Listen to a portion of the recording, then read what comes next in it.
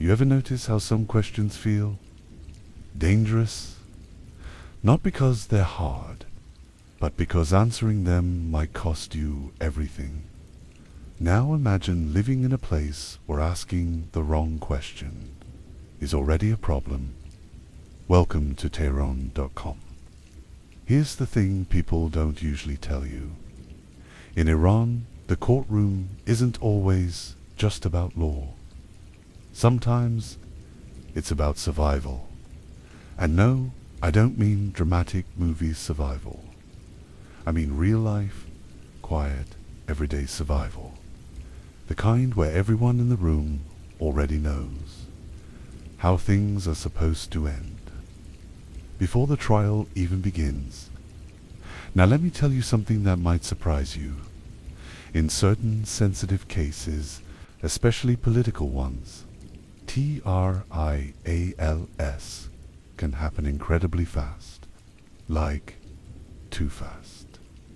We're talking limited access to lawyers, unclear evidence, decisions that seem already made, and here's the shocking part.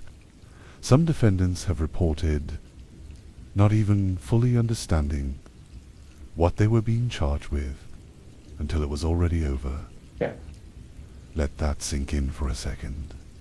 So here's where that one question starts to form. Imagine you're sitting there, a judge in front of you, a system around you that doesn't like uncertainty. What would you ask?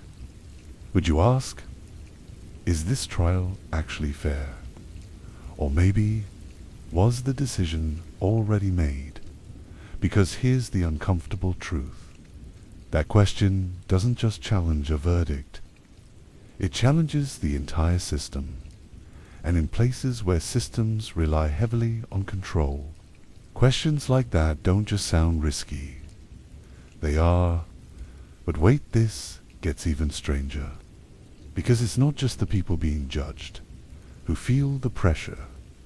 Sometimes, even the judges themselves aren't as free as you'd think. Think about it.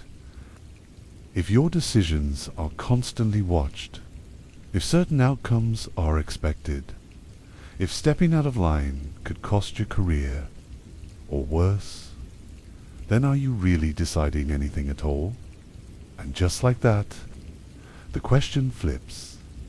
It's no longer, why don't defendants speak up? It becomes, why don't judges? And that might be the real question. No one in Tehran wants to answer. All right, let's go a little deeper. Because this is where things start to feel uncomfortable in a different way. You might be thinking, okay, maybe this only happens in extreme cases. But that's the thing, what counts as extreme isn't always clear. In some situations, cases that look ordinary from the outside can suddenly become sensitive, depending on what's said, who's involved, or even how something is interpreted. And when that line is blurry, people don't just stay quiet. Because they're told to, they stay quiet. Because they genuinely don't know where the danger begins. That uncertainty changes behavior. It makes people cautious, calculated, and sometimes completely silent even when something feels off. Now imagine being a judge inside that kind of environment. On paper, a judge is supposed to be independent, right? Someone who looks at facts, weighs both sides, and makes a fair decision. But what if the space you're operating in already has invisible boundaries? Not written down clearly, not announced but understood. You don't need someone to directly threaten. You, if you already know, what kinds of decisions bring trouble. And here's the unsettling part. When a system works like that long enough, people don't always need to be forced anymore. They adapt, they internalize the limits. So instead of asking, what is the right decision? The question quietly shifts into, what is the safe decision? And that's where things get complicated. Because from the outside, everything can still look normal. There's a courtroom. There are procedures. There's a verdict. But inside, there might be a completely different calculation happening that has less to do with justice and more to do with consequences. Some observers and former insiders have described situations where outcomes felt predictable, especially in cases tied to politics or public expression. Not always, not everywhere, but enough to make people notice patterns. And once people start seeing patterns, trust slowly erodes. Here's a detail that doesn't get talked about enough. When trust in a system becomes fragile, people stop relying on it even if it still technically functions. They look for other ways to stay safe, to avoid attention, to not get involved. That's how silence spreads. Not through one big moment, but through thousands of small decisions. Don't speak up here. Don't question that. Don't ask too much. And over time, it creates an environment where the absence of questions feels normal. So when we come back to that one question, the one no judge dares to answer, it's not just about fear in a dramatic sense. It's about layers of pressure, expectation, and uncertainty building up over time. It's about a system where everyone, in their own way, is navigating risk. And the most shocking part? From the outside, it might just look like everything is working exactly as it should. You might be wondering right now, okay, but how does something like this even happen? Like seriously, how does a system slowly turn into something where even asking a question feels risky? Well, it didn't happen overnight, and that's the part most people don't realize. Let's rewind for a second. Iran wasn't always like this. Everything changed. The foundation of the legal system. Here's the shocking part. After the revolution, the legal system didn't just get updated. It got completely reshaped. New courts were created. New rules were enforced. And certain types of cases, especially political or ideological ones, started being handled very differently. Some courts, often referred to as revolutionary courts. Sounds normal at first, right? Limited. Closed-door hearings. Decisions made very quickly. And sometimes the charges themselves can be broad. Like, really broad. Things like acting against national security, spreading propaganda. Now think about that for a second. Those phrases can mean a lot of things depending on how they're interpreted. And that's the second shocking fact. When definitions are flexible, outcomes can become unpredictable. Or worse, predictable in a way that doesn't feel fair. Now, let's bring this back to everyday people. Imagine you post something online, or say something in public, or get involved in something you didn't fully understand. Suddenly, you're not just dealing with a normal situation anymore. You're inside a system that treats certain actions as threats. And once that happens, everything changes. But here's something even more subtle. Most people don't wait until they're in trouble to be careful. They're just before anything happens, they avoid certain topics. Don't question authority openly. Stay within safe conversations. Not because someone is always watching them directly, but because they feel like they might be, and over time that feeling becomes culture, a kind of unspoken rule everyone understands without needing to say it out loud.com. Now let's go back to the judges again, because this is where it gets really interesting. Judges aren't operating in a vacuum. They are part of this same system, same expectations, same invisible lines, and in some cases, especially sensitive ones. Their role isn't just about interpreting law. It's about maintaining stability. Here's the third shocking truth. In systems like this, stability can sometimes be valued more than truth. And when that happens, asking difficult questions doesn't look responsible anymore. It looks dangerous. So now, think about that original question again. The one question no judge dares to answer. It didn't just appear randomly. It was shaped slowly by history, by politics, by pressure, and by years of people learning where the limits are. And the craziest part, most of this doesn't feel dramatic when you're living inside it. It just feels normal.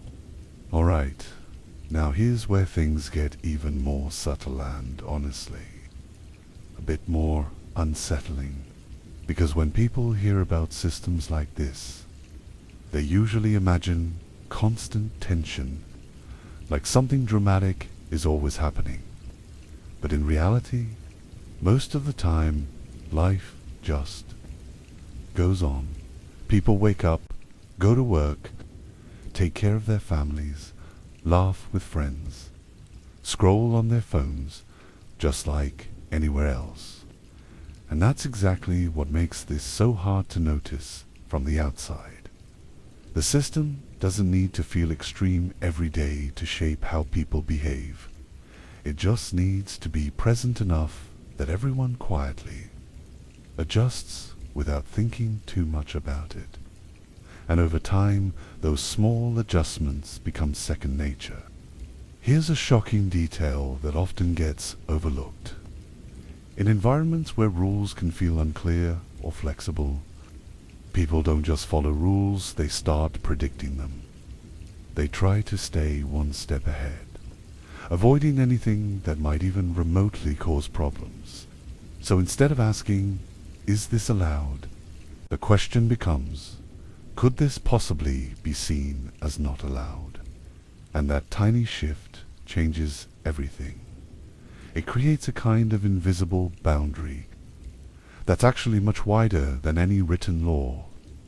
People might avoid certain jokes, certain opinions, even certain topics entirely not because they were explicitly banned in that moment, but because the risk feels real enough. And when enough people do that, silence doesn't feel forced anymore.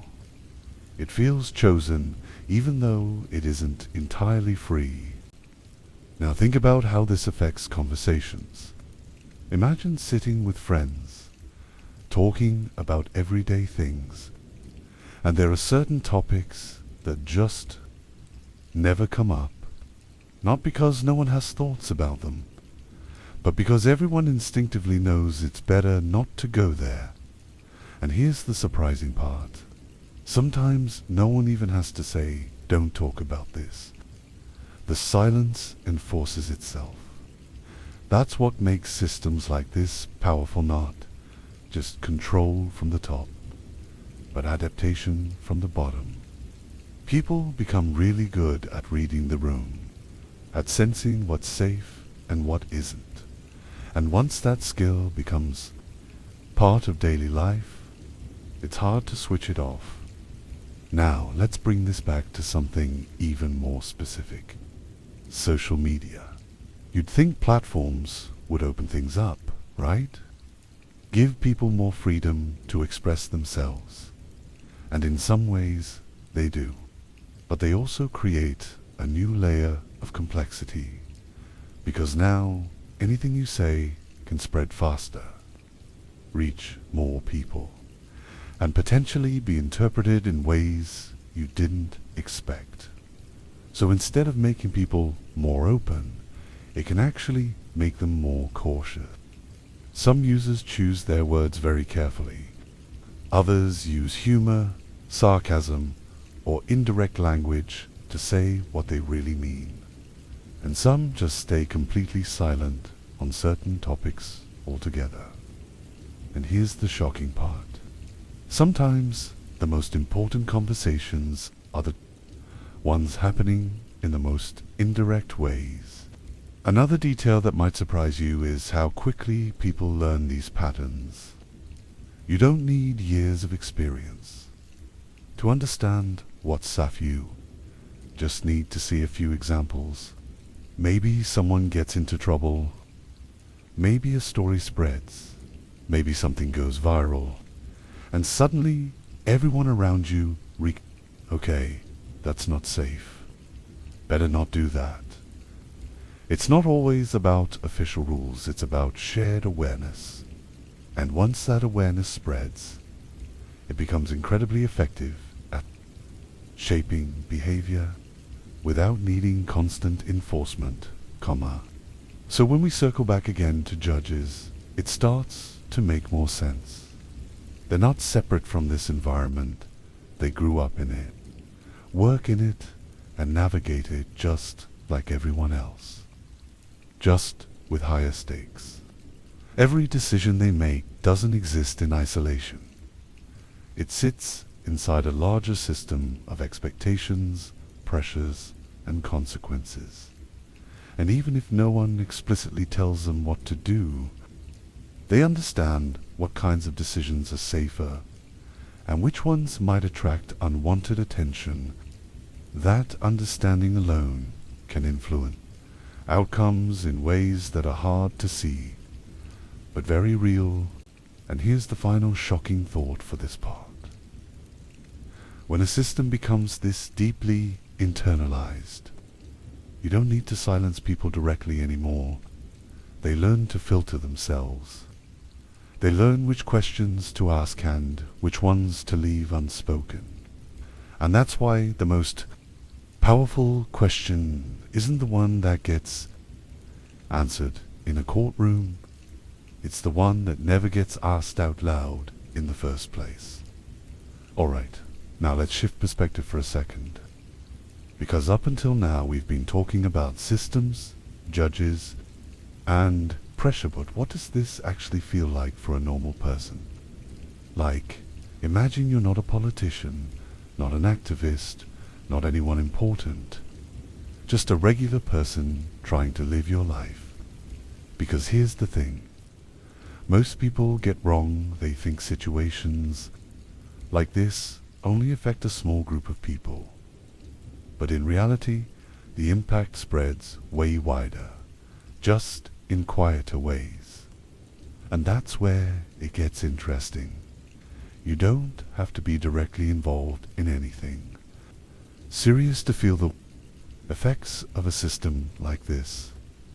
Sometimes it shows up in the smallest, most ordinary decisions you make every single day.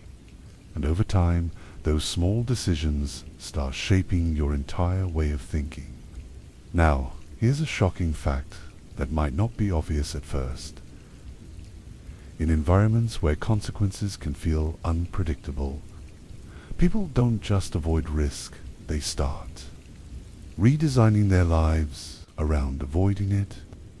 That means choosing what to say, what not to say, who to trust, when to stay silent, and even how to express basic opinions. It's not always fear in a dramatic sense, it's more like constant awareness in the background, like a voice that says, just be careful. And when that voice is always there, it slowly becomes part of you. Now imagine growing up in that kind of environment. From a young age, you start noticing patterns. Maybe you hear adults change the subject suddenly. Maybe you notice certain jokes get uncomfortable reactions. Maybe you realize that some topics are fine in private but never discussed in public. And without anyone sitting you down and explaining the rules, you learn them anyway. That's what makes it so effective. It doesn't always need to be taught directly. People absorb it naturally. And here's the shocking part.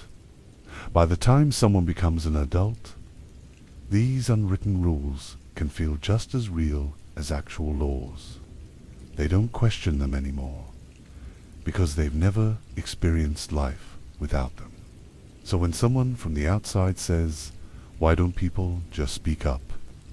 It sounds simple, but it completely ignores how deeply these patterns are built into everyday life. Let's talk about something even more relatable: decision-making. Imagine you're about to say something, maybe online, maybe in a conversation. In most places, you might just say it without overthinking too much. But in a system like this, there's often an extra step, a pause, a quick mental calculation. Is this okay? Could this be misunderstood? Is this worth the risk? And most of the time, that calculation happens so fast you don't even notice it anymore. It becomes automatic. And here's the unsettling part. When enough people start doing this, it doesn't just change individual behavior, it changes the entire atmosphere of communication. Conversations become safer, but also more limited. Honest opinions get filtered, and slowly the range of what can be openly discussed starts to shrink. Now, here's another shocking detail. This doesn't just affect what people say. It affects what they even allow themselves to think about deeply. Because when you know certain thoughts can't be expressed, your brain sometimes stops exploring them altogether. It's like setting invisible boundaries inside your own mind. And over time, those boundaries can become so normal that you don't even realize they're there. That's how powerful adaptation can be. It's not forced in a visible way, it grows quietly, inside people, shaping how they see the world. And here's where it all connects back to that original idea of the question no one dares to answer, because it's not just judges who avoid difficult questions. Regular people do it too, just in different contexts. Maybe not in a courtroom, but in conversations, in decisions, in everyday life. The difference is, for judges, the stakes are higher and more visible. But the underlying pattern, it's surprisingly similar. Everyone, in their own way, is navigating what feels safe and what doesn't. Now think about this for a second. What happens to a society when most people are constantly filtering themselves? Not because they want to, but because it feels necessary. The shocking answer is, things can look stable on the surface, but underneath there's a lot left unsaid. And when too many things go unsaid for too long, understanding becomes fragmented. People start guessing what others think instead of actually hearing it. Assumptions replace open discussion, and that creates distance, even between people who might actually agree on more than they realize. So when you zoom out and look at the bigger picture, it's not just about laws or courts anymore. It's about how an entire environment can shape behavior, so subtly that it feels natural. And that's why the most powerful part of this story isn't something loud or dramatic. It's quiet. It's the hesitation before speaking. It's the decision to stay silent. It's the questions that exist but never leave someone's mind. And once you start noticing that, you realize something kind of unsettling. The system doesn't just control actions. Over time, it can start influencing thoughts themselves. Now here's where it gets even more interesting. Because once you understand how people adapt on the inside, you start noticing something else on the outside. How normal everything can look at the same time. Like if you walked through a busy street in Tehran, you'd see people laughing, shopping, hanging out, living their lives just like anywhere else. Cafes are full, families go out together, kids play. People scroll on their phones. It doesn't look like a place where everyone is constantly thinking about risk. And that's exactly what makes this so hard to fully grasp. Because the system doesn't erase normal life, it exists alongside it. And here's the shocking part. Humans are incredibly good at balancing those two realities at once. On one side, you have everyday life that feels completely ordinary. On the other side, you have an awareness, sometimes faint, sometimes stronger, that there are limits you don't cross. And over time, those two things stop feeling like a contradiction. They just become life. Now think about how that affects trust. Not just trust in institutions, but trust between people. If everyone is used to filtering what they say, even slightly, then communication changes in subtle ways. People might hold back parts of their opinions, soften what they really think, or avoid certain topics entirely depending on who they're talking to. And here's a surprising detail. It doesn't always come from fear of the other person. It comes from uncertainty about where that information might go. Because once something is said out loud, you can't fully control how it spreads or how it's interpreted. So people become careful, not just about what they say, but about who they say it to. And when that pattern becomes widespread, it creates a kind of invisible distance. Not dramatic, not obvious, but enough to shape how open conversations can really be. Here's another shocking fact that doesn't get talked about much. When expression becomes indirect, people get very creative. Instead of saying things directly, they use humor, metaphors, coded language, or cultural references that only certain people understand. It's like a second layer of communication running underneath the surface. To an outsider, it might just sound like a joke or a random comment. But to someone inside that environment, it can carry a much deeper meaning. And over time, this kind of communication becomes a skill. People learn how to say things without saying them, but the trade-off is that clarity gets lost. Not everyone interprets things the same way, and sometimes important ideas stay hidden behind layers of implication. Now let's connect this back again to decision-making, but on a larger scale. Imagine being in a position where your choices affect others. Maybe you're a teacher, a manager, or even a judge. You're not just thinking about what's right or wrong anymore. You're also thinking about consequences, expectations, and how your decisions might be perceived. And here's the unsettling part. When enough people in different roles start thinking this way, the entire system begins to reinforce itself. No one person has to control everything. The behavior spreads naturally because everyone is trying to stay within what feels safe. That's how systems like this maintain stability, not just through rules, but through shared understanding of those invisible limits. And here's something that might surprise you even more. Not everyone experiences this in the same way. Some people push boundaries more, some stay far within them, and most exist somewhere in between. There are always differences in how individuals navigate the system. But even with those differences, the general pattern still holds. There's an awareness of where the lines might be, even if they are not clearly drawn, and that awareness alone is enough to influence behavior across an entire society.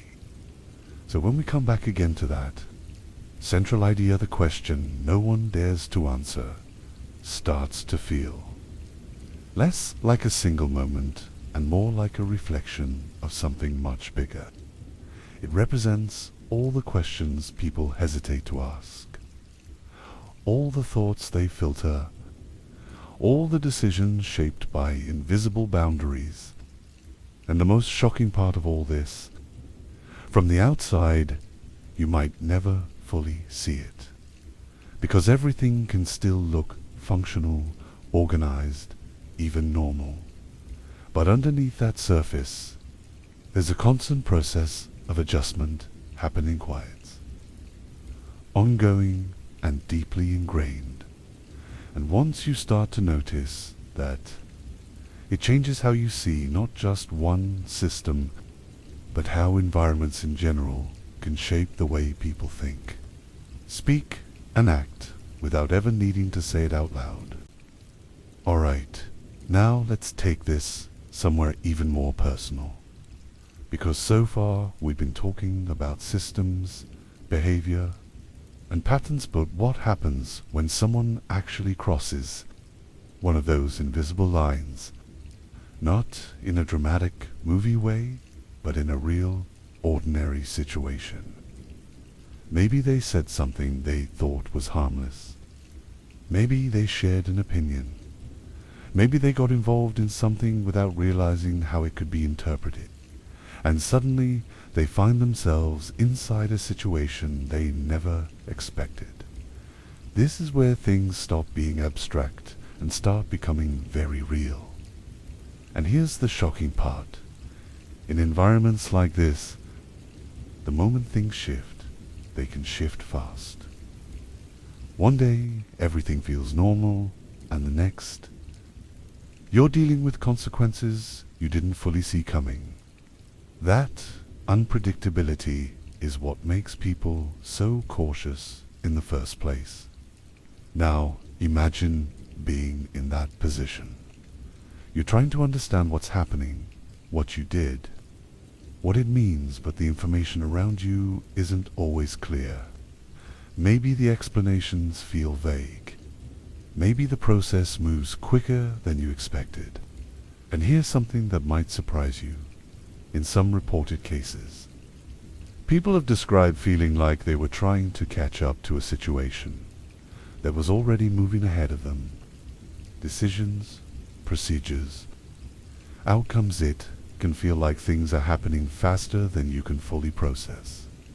And when that happens, it creates a sense of disorientation. You're not just dealing with the situation itself. You're also trying to understand the rules while you're already inside the game. Here's another shocking detail. Sometimes, it's not just about what actually happened, it's about how it's interpreted. The same action can be seen in different ways depending on context, timing, or perspective. And when interpretation plays a big role, certainty becomes harder to find. People want clear lines. This is okay. This is not, but instead, they're navigating gray areas. And in gray areas, risk feels bigger because it's harder to predict. That's why many people choose to stay far away from anything that could even potentially be misunderstood. It's not about knowing the exact limit, it's about avoiding getting anywhere near it. Now let's talk about what happens after someone crosses that line, because this is where the ripple effect begins. It's not just about that one person anymore. Stories spread, people hear about what happened, maybe directly, maybe indirectly, And those stories don't need to be perfectly accurate to have an impact. All they need to do is send a message. This can happen. And once that message spreads, behavior adjusts again. People become more careful, more aware, more selective. And here's the unsettling part. The system doesn't need to reach everyone directly. It just needs enough examples to shape how the rest behave. Think about how quickly humans learn from observation. You see someone touch something hot once, and you don't need to touch it yourself to understand the risk. The same principle applies here, just on a social level. People watch, listen, and adapt. And over time, those adaptations create a kind of collective understanding of what's safe and what's not, even if no one ever writes it down. That's how invisible boundaries become powerful. They're reinforced not just by rules, but by experiences both personal and shared. Now, let's bring this back to something even deeper. Perception of control. In most systems, people like to feel like they understand the rules and can navigate them.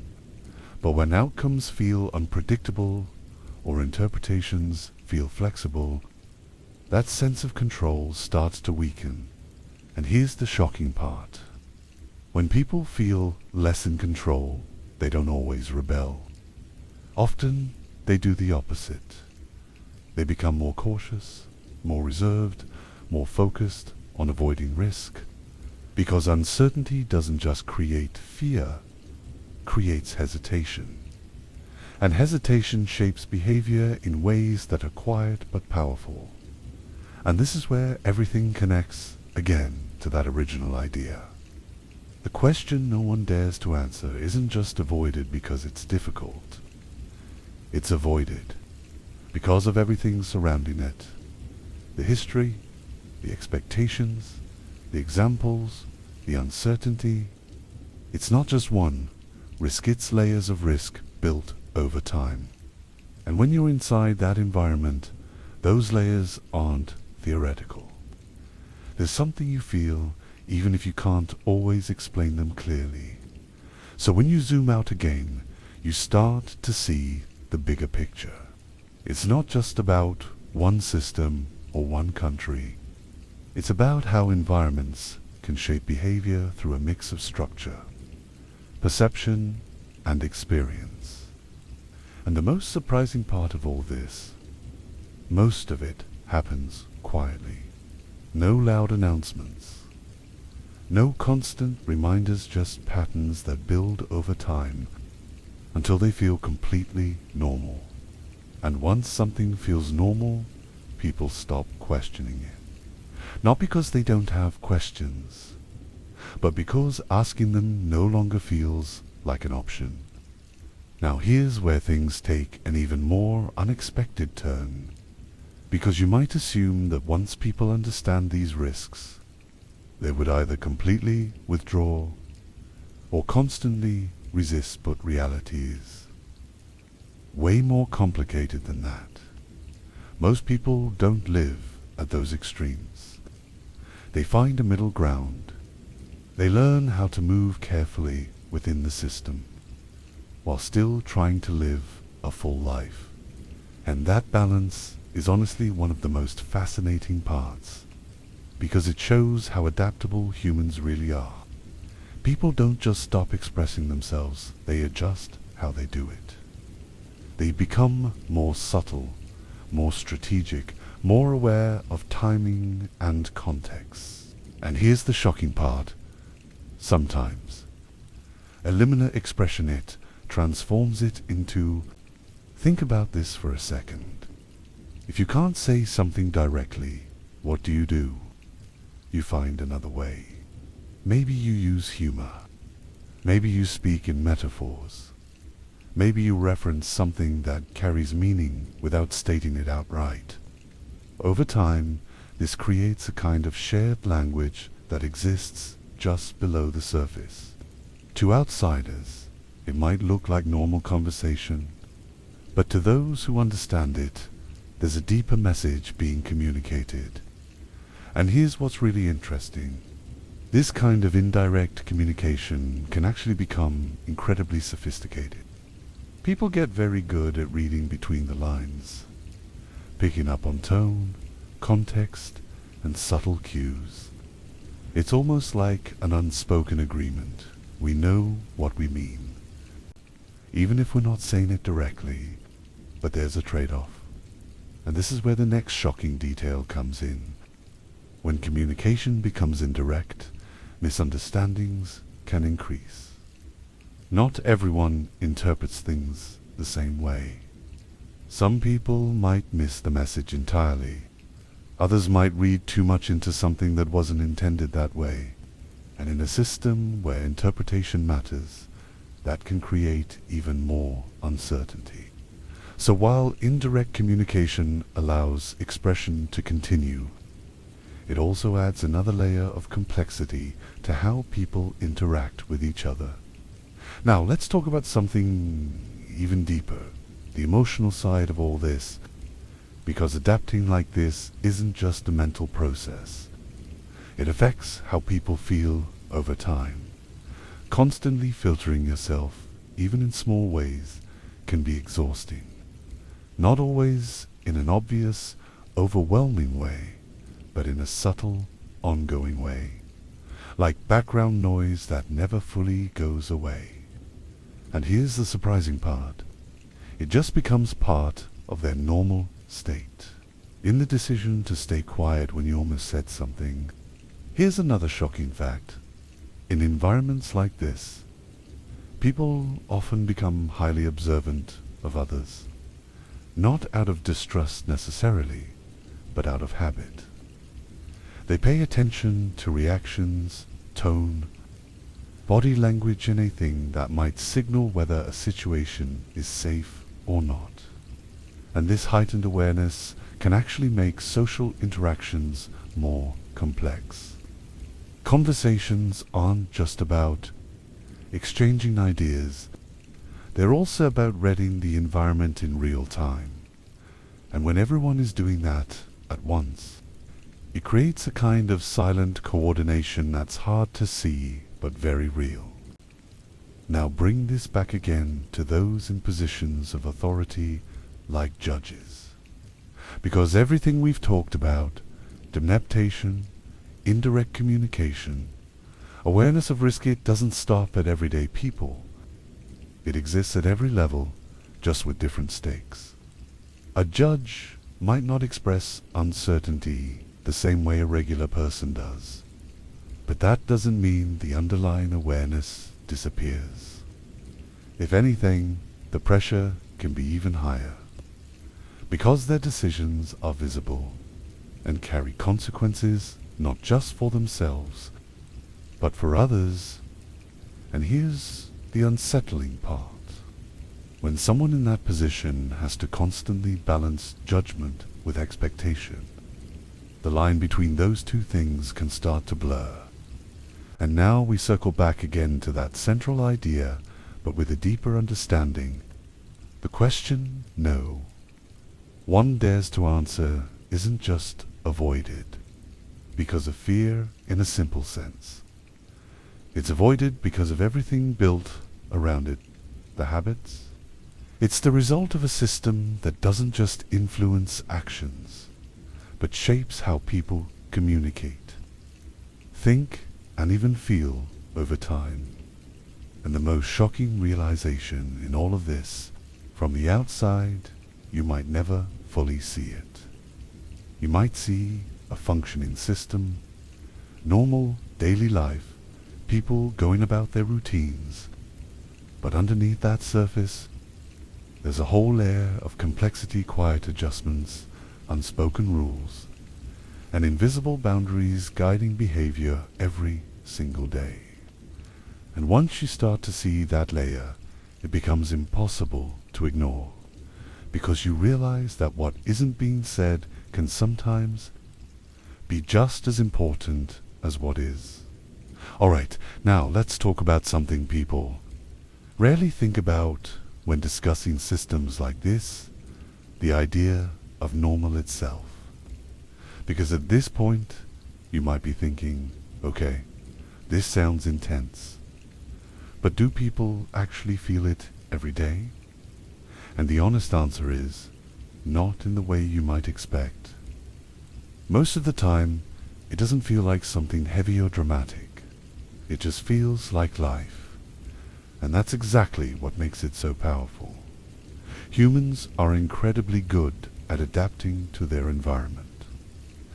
No matter what that environment looks like, over time, things that might seem unusual from the outside start to feel completely ordinary on the inside.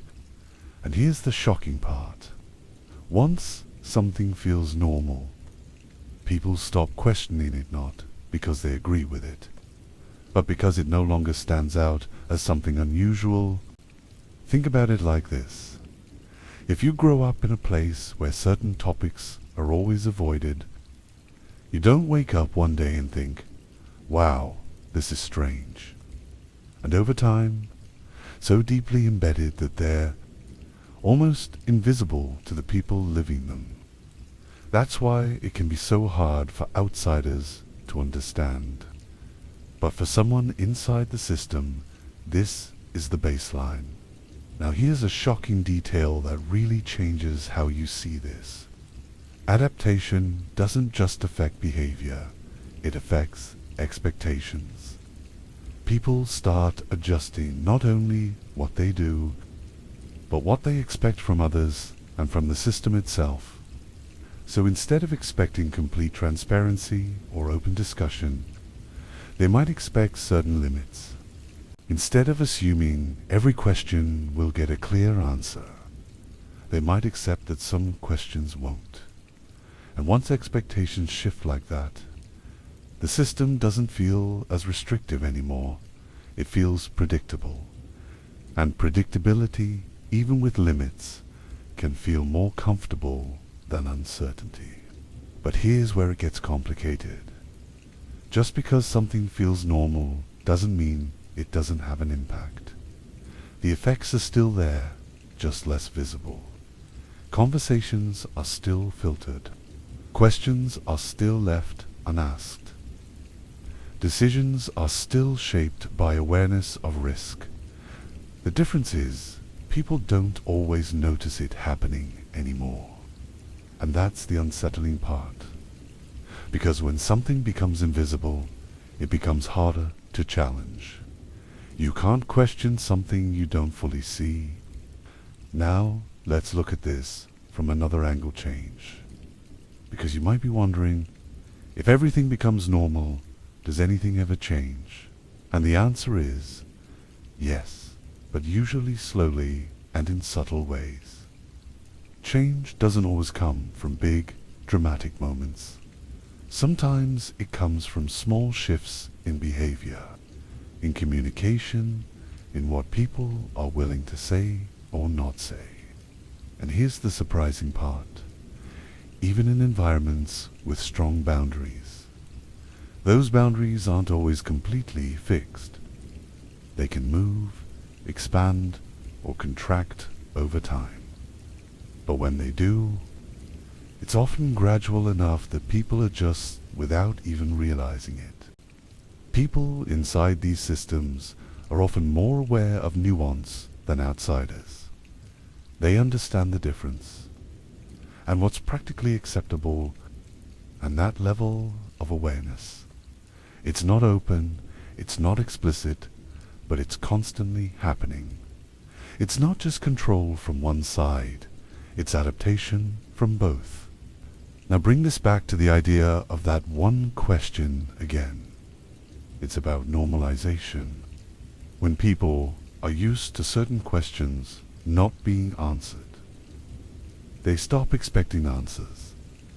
And when expectations disappear, the absence of answers doesn't feel as strange anymore. But because it sits quietly in the background, unasked, unanswered, and increasingly invisible, And here's the most shocking realization of all in this chapter. The system doesn't just survive because people are forced to follow it. They build routines, relationships, and entire lives around its boundaries. And once that happens, the system becomes more than just rules or institutions. It becomes part of everyday reality, something people navigate without constantly thinking about it. So when you step back and look at the bigger picture again, you start to see something deeper. This isn't just about control or restriction. It's about how environments shape what feels normal. And once those things are shaped, everything else follows behavior, communication, expectation, and ultimately, now here's where things start to get a little uncomfortable in a different way. Because once something becomes normal, it doesn't just stay static, it starts shaping the future. But in small, quiet decisions that build up over time. Think about younger generations growing up in this kind of environment. When you're shaped by something from the start, you don't experience it as limitation, you will experience it as reality. Imagine being a teenager, figuring out who you are, what you believe, what you want to say. In most places, that process involves testing boundaries, saying things out loud, exploring ideas freely. But in an environment with invisible limits, that exploration looks different. It doesn't stop, but it becomes more internal, more cautious, more filtered, and over time that can shape confidence in subtle ways, not necessarily making someone weaker, but making them more calculated. Every expression passes through a kind of internal filter before it comes out. And here's the surprising detail. That filter can become so automatic that people don't even notice it's there anymore. It just feels like thinking carefully. Now let's talk about ambition, because this is where the long-term effects become even more interesting. When people are constantly aware of boundaries, they don't just adjust their words, they sometimes adjust their goals. Not always in obvious ways, but in quiet shifts. Maybe choosing safer paths, avoiding areas that feel uncertain, or focusing on things that don't attract too much attention. And here's the shocking part. This doesn't mean people stop dreaming or trying to succeed. They still do. But the direction of those ambitions can be influenced by what feels possible within the system. And when enough individuals make similar adjustments, it can shape the overall direction of a society over time. Another thing that often gets overlooked is how resilience develops in these environments. Because it's easy to assume that constant caution leads to weakness. But that's not necessarily true. In many cases, people become incredibly resilient, just in a different way. They learn how to navigate complexity, how to read situations quickly, how to adapt when things change. And here's the surprising part. These skills can be very powerful, but they also come with a cost. Because being constantly aware, constantly adjusting, constantly filtering it takes energy. And that energy has to come from somewhere. Now here's a really important and slightly unsettling thought. When people get used to navigating within limits, they don't always notice when those limits expand or tighten. Because the adjustment process is already built in, and that adaptability, while impressive, can also make it harder to recognize shifts as they happen. Sometimes it just feels like another small adjustment in an already familiar pattern.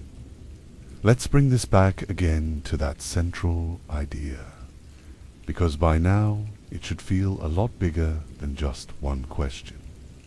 The question no one dares to answer isn't just avoided in a courtroom. It reflects an entire way of thinking that develops over time, how they manage risk, how they balance expression with caution. And the most surprising part, it just feels like the way things are done. And here's the final shocking realization for this part. It doesn't need to constantly assert itself. It's already there, in habits, in expectations, in the way people think and interact. And that's what makes it so hard to fully see from the outside. Has shaped how people understand the world around them.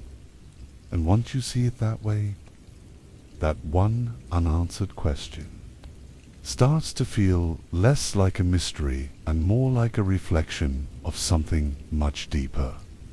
Something built slowly, quietly, and reinforced every single day through the choices people make, even when they don't realize they're making them. Alright, now let's take this one step further.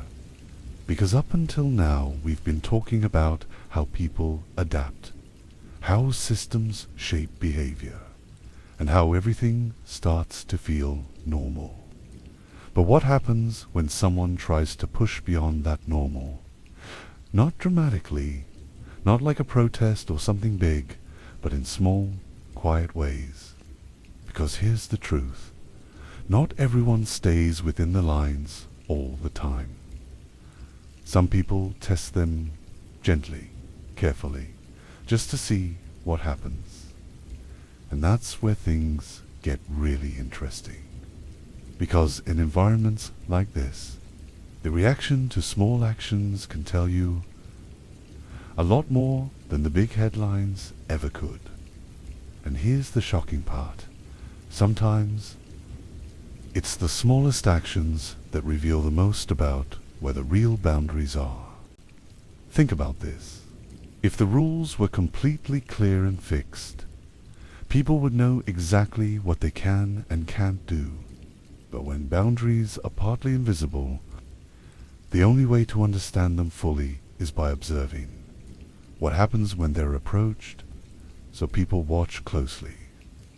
They notice how others are treated, what gets ignored, what gets attention, and over time this creates a kind of informal map not written anywhere, but shared through experience. And here's what's surprising. That map is often more influential than any official rule book, because it reflects what actually happens, not just what's supposed to happen.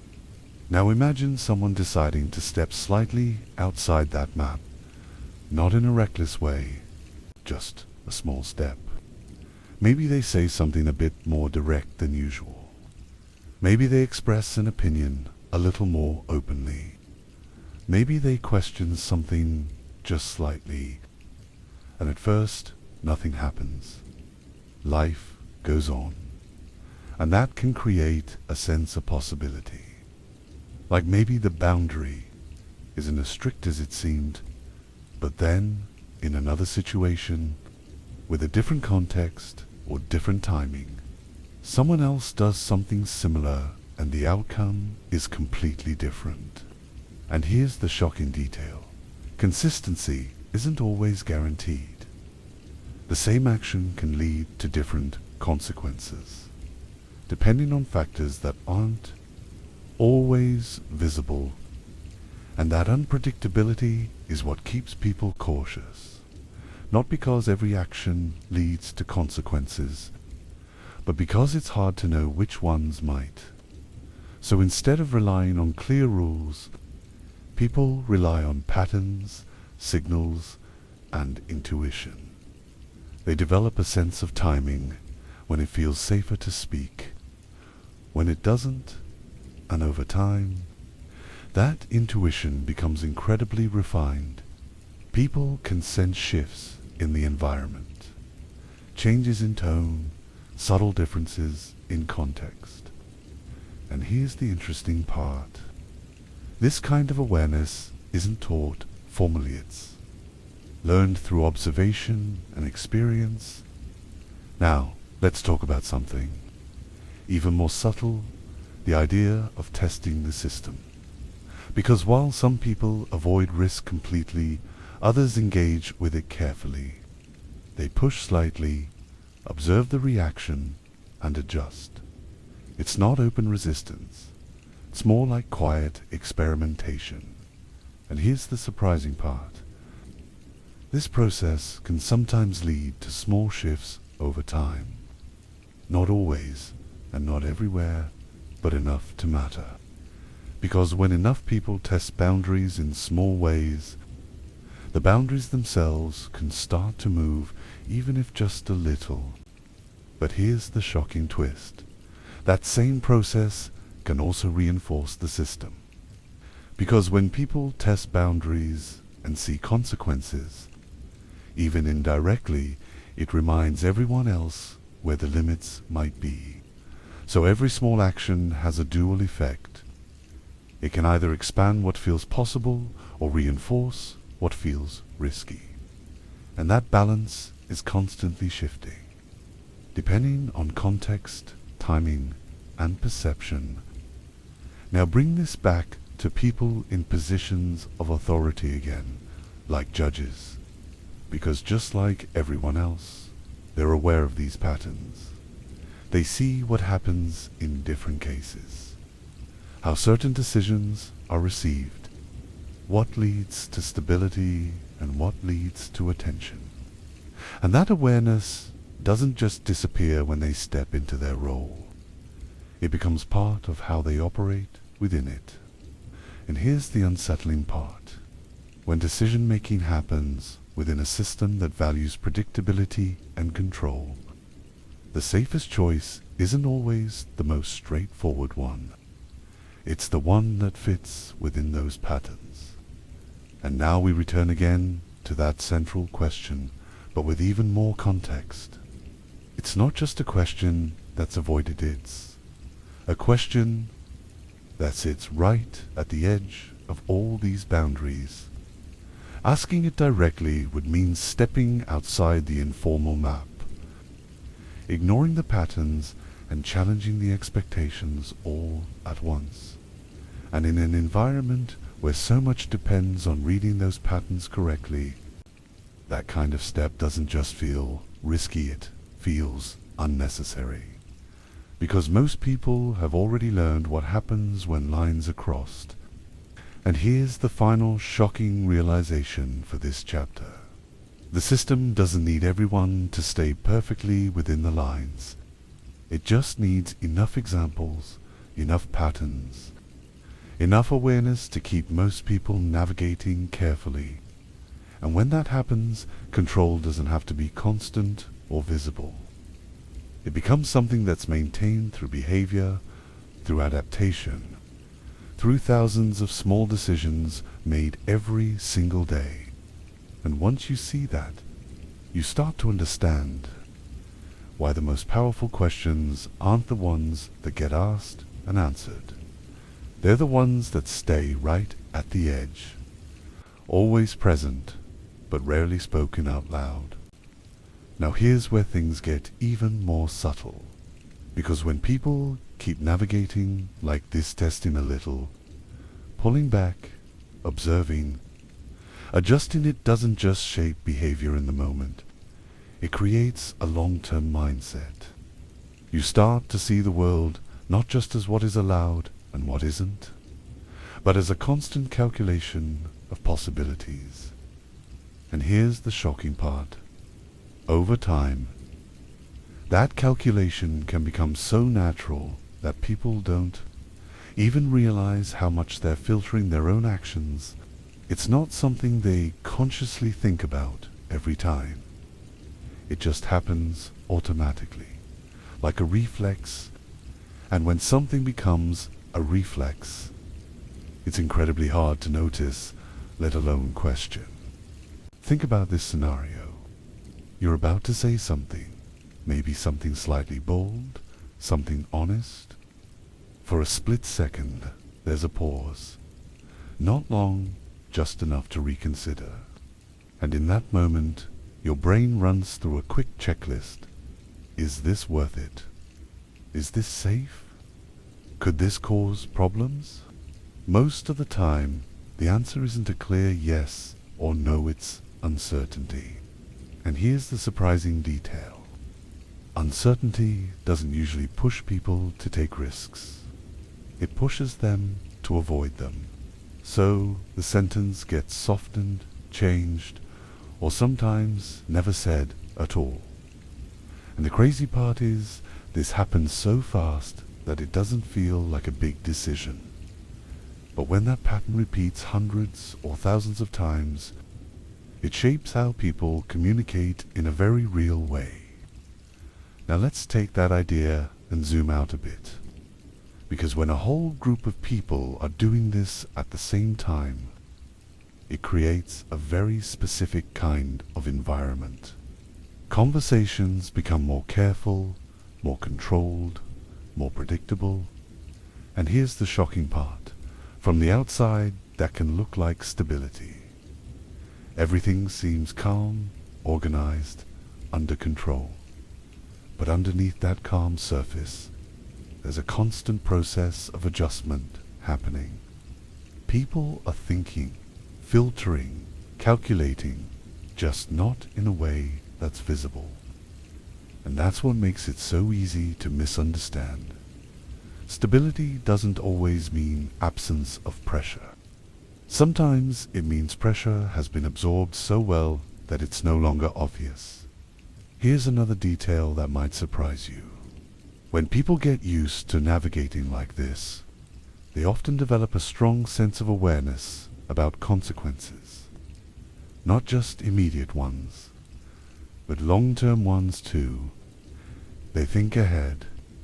They consider how something might affect them later, how it might be interpreted in a different context, how it might connect to other situations. And that kind of thinking can make people very strategic. But it also means that spontaneity can decrease, because spontaneous actions don't go through that same level of filtering. And in an environment where filtering is the norm, spontaneity can feel risky. Now let's connect this to something even deeper, the idea of internal limits. Because at this point, we're not just talking about external boundaries anymore. We're talking about limits that people carry inside themselves. And here's the shocking part. Internal limits can be even more powerful than external ones. You don't need rules or enforcement if people already know where to stop. They stop themselves. They adjust before anything happens. And over time, those internal limits can feel like common sense, not restriction. That's what makes them so effective. They don't feel imposed. They feel natural. And this brings us back again to that central idea, but now from a completely different angle. The question no one dares to answer isn't just avoided because of external pressure. It's avoided because it sits beyond those internal limits. Asking it would mean stepping outside not just the system, but the mindset that is developed within it, and that's a much bigger step than it might seem.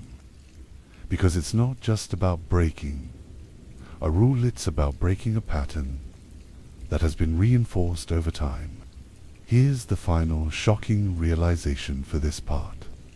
When a system reaches this level of influence, it doesn't just guide behavior, it shapes perception of reality itself. What feels safe, what feels risky, what feels possible. What feels unthinkable, all of it is influenced by the environment people are in. And once that happens, control becomes less about direct action and more about shaping the way people see their choices. And when choices are shaped like that, the system doesn't need to respond to every action. Most actions have already been filtered before they even happen. And that's why, at the end of all this, the most powerful thing isn't what people are prevented from saying, it's what they never even consider saying in the first place. Alright, now let's get into something even deeper. Because at this point you might be thinking, so does this ever break? Like, does this pattern ever get disrupted? Or does it just keep going forever?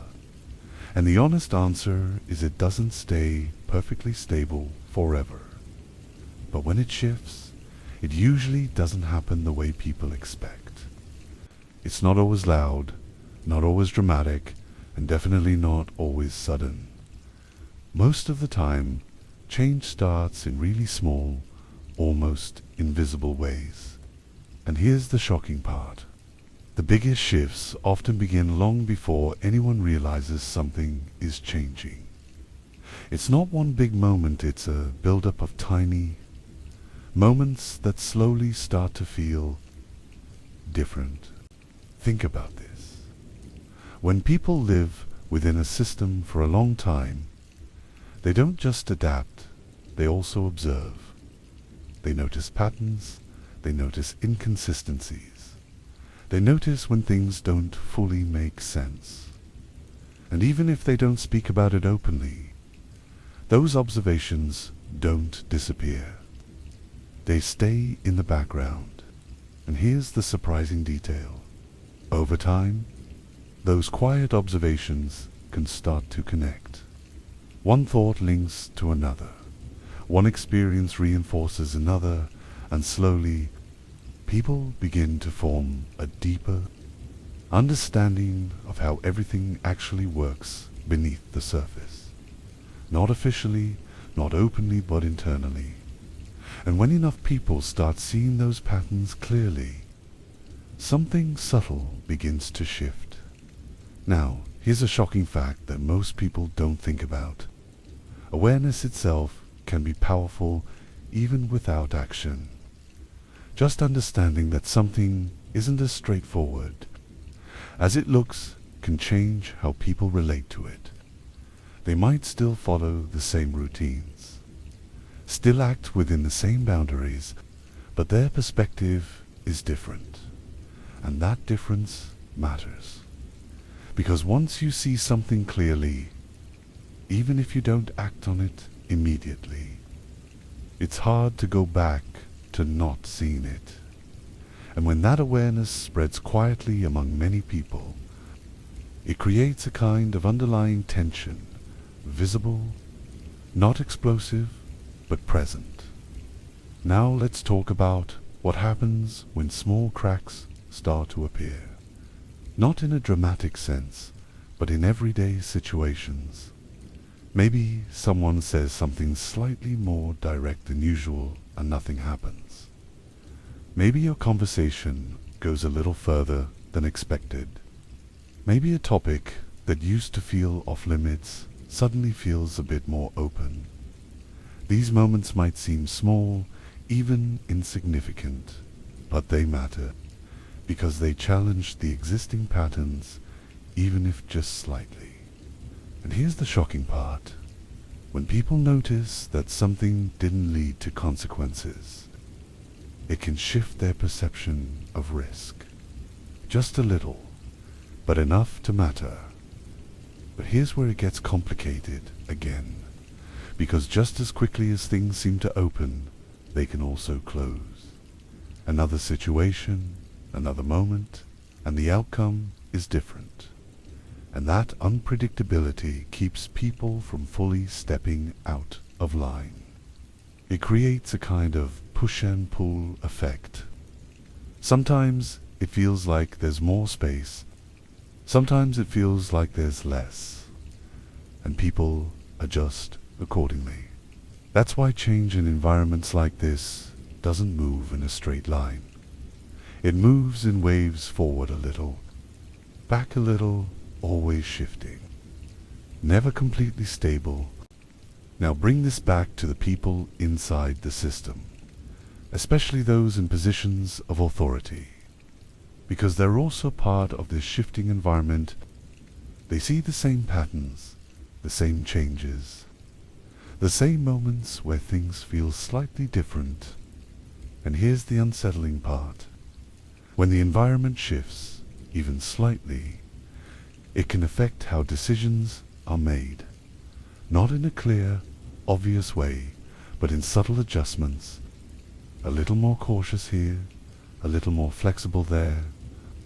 And those small adjustments, when repeated across many decisions, can influence the overall direction of the system.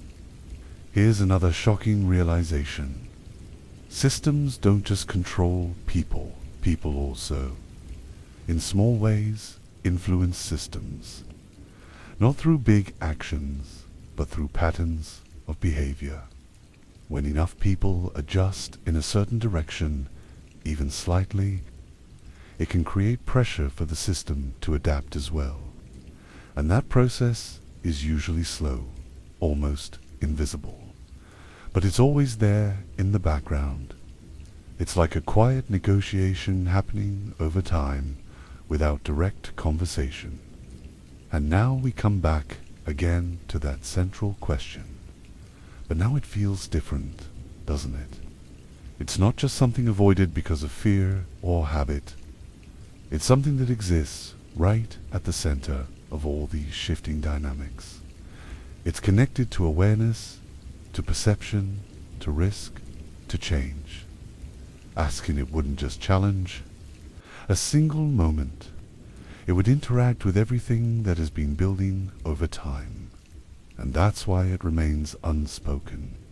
Not just because it's dangerous, but because it sits at a point where so many factors come together. And here's the final shocking thought for this chapter.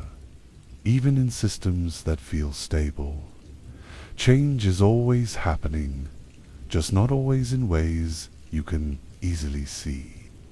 It's happening in thoughts, in conversations, in small decisions, in shifting perceptions of what's possible.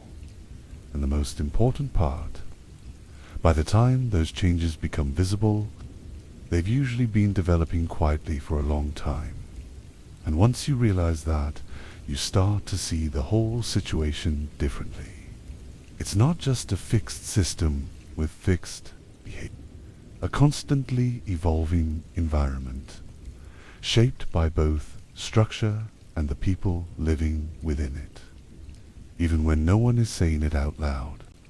Now here's where everything starts to come together in a way that feels a bit unsettling. Because once you understand that change is happening quietly beneath the surface, the next question becomes who actually notices it first. And the answer isn't always who you'd expect. It's not always the loudest voices or the people in power. Sometimes it's just ordinary people paying attention to small details. A shift in tone, a different kind of reaction. A moment where something that used to feel risky suddenly feels slightly less so. And here's the shocking part. These small signals can spread faster than any official message, because they travel through everyday conversations, through observation, through shared experiences that don't need to be announced to be understood. Think about how quickly people pick up on patterns. You don't need a formal explanation to notice when something feels different. You just feel it. Maybe conversations last a little longer. Maybe people are slightly more open. Maybe certain topics don't get shut down as quickly. And at first, it's subtle, so subtle that you might even question whether it's real. But when you start seeing the same pattern in different places, with different people at different times, it becomes harder to ignore. And here's the surprising detail. Once people sense that shift, even faintly, their behavior begins to adjust again. Not drastically, but just enough to explore that new space. But here's where things get complicated again. Because sensing change and acting on it are two very different things. Just because people notice a shift doesn't mean they immediately trust it. There's still that underlying awareness of risk, that memory of how things have worked in the past. So instead of jumping forward, people move carefully. They test, observe, adjust, and wait. And this creates a very slow, almost cautious form of change. And here's the shocking part.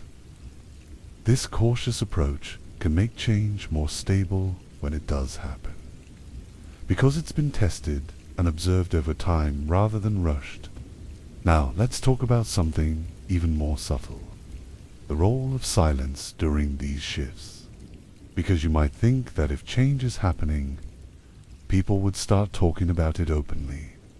But that's not always the case. In fact, sometimes silence becomes even more important. Not as avoidance, but as a way of observing without interfering. People watch what's happening. They gather information, they compare experiences, and here's the surprising detail. Silence isn't always a sign that nothing is happening. Sometimes it's a sign that people are paying very close attention. Here's another shocking realization. In environments like this, people can become extremely skilled at detecting the difference between temporary change and real change. They learn to distinguish between moments that feel different for a short time and patterns that are actually shifting. And that skill comes from experiencing things open up and close again, seeing what lasts and what doesn't, and because of that, people don't just react to change, they evaluate it. They wait to see if it holds, if it repeats, if it becomes consistent enough to rely on. Now bring this back again to those in positions of authority, because they're also part of this process. Whether directly or indirectly, they see the same patterns, the same small shifts, the same changes in behavior. And here's the unsettling part. When behavior changes across a large number of people, it can influence how authority responds as well. Not always in obvious ways, but in small adjustments that reflect what's happening in the environment. And those adjustments can either reinforce the shift or pull things back again. And that back and forth is part of what makes the whole process so complex. And now we return once again to that central idea. But at this point, it should feel completely different from when we started. The question no one dares to answer isn't just about fear, or control, or even silence anymore. It's about timing, it's about context. It's about everything that has to align for that question to even feel possible to ask. Because in an environment shaped by patterns, awareness, and gradual change, the right moment becomes just as important as the question itself. And here's the final shocking thought for this chapter. The most important changes in a system like this don't start with answers. They start with shifts in what people believe is possible before a question is ever asked out loud. It has to exist as something that feels askable. And that's a much bigger transformation than it seems. Because it means moving from silence to awareness, to cautious exploration, to eventually expression, and that process doesn't happen all at once. It builds slowly, quietly, step by step, and by the time that one question finally feels possible to ask, the environment around it has already changed in ways that most people never even noticed happening. All right, now we've reached the part where everything comes full circle. And this is where the story stops being just about Iran, or judges, or systems, and starts becoming something much bigger. Because at the beginning, we were asking a simple question. right? What is the one question no judge dares to answer? And now, after everything we've talked about, adaptation, silence, patterns, awareness, you probably realize something. The power of that question isn't just in what it asks. It's in everything surrounding it. It represents limits. Yes, but also understanding. It represents fear, but also awareness. And here's the shocking part. Sometimes, the most important questions in any system aren't the ones that get answered. They're the ones that quietly define the boundaries of what can be asked at all. Think about that for a second. In most situations, we assume that truth comes from answers. You ask something, you get a response, and that's how you understand the world. But in environments like the one we've been talking about, the absence of answers can be just as meaningful, because when a question consistently goes unasked or unanswered, it tells you something about the structure around it. It tells you where the limits are, even if no one ever explains them directly. And here's the surprising detail. People don't need those limits to be clearly stated. Over time, they learn them through experience, observation, and subtle signals. Now here's a really important and slightly unsettling realization. That question we've been circling around this entire time, it doesn't actually need to be spoken out loud to exist. People already know it. They feel it. It's there in the hesitation before speaking, in the decision to stay quiet, in the awareness that some lines aren't meant to be crossed. And here's the shocking part. When a question becomes that deeply understood without being asked, it becomes more powerful than if it were openly discussed, because it operates quietly, influencing behavior without needing to draw attention to itself. Let's take this even further.